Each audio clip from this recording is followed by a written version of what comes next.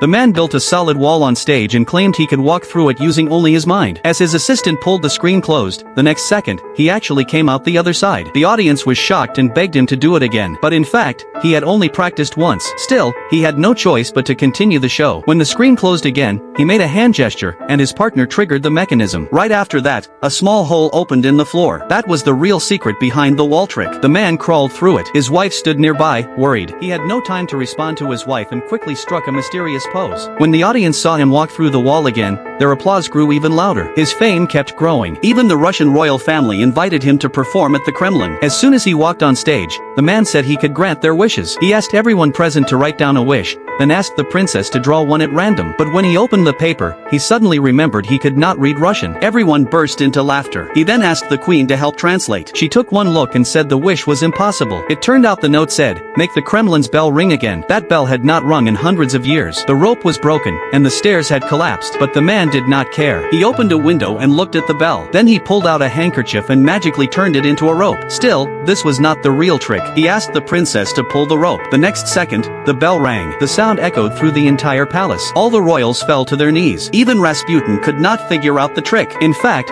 the paper had already been switched. No matter which note the princess picked, it would say the same thing to make the bell ring. As for how it rang, that was his partner's job. His partner had set up a sniper rifle on the building across from the palace. The rifle had a silencer on it. When the princess pulled the rope, he fired and hit the bell. That was why the bell rang. It had nothing to do with superpowers. Later, many copycats started to appear, but his real threat did not come from other magicians. At the end of the 19th century, black and white films became popular and quickly stole the audience's attention. A comedian named Charlie Chaplin became especially famous. Even the man's own partner became a fan of Chaplin. The man knew that if he wanted to win back his audience, he had to do something more shocking. This time, he moved his stage outdoors. Everyone thought he was crazy. He planned to jump into a hole in a frozen river, while wrapped head to toe in iron chains.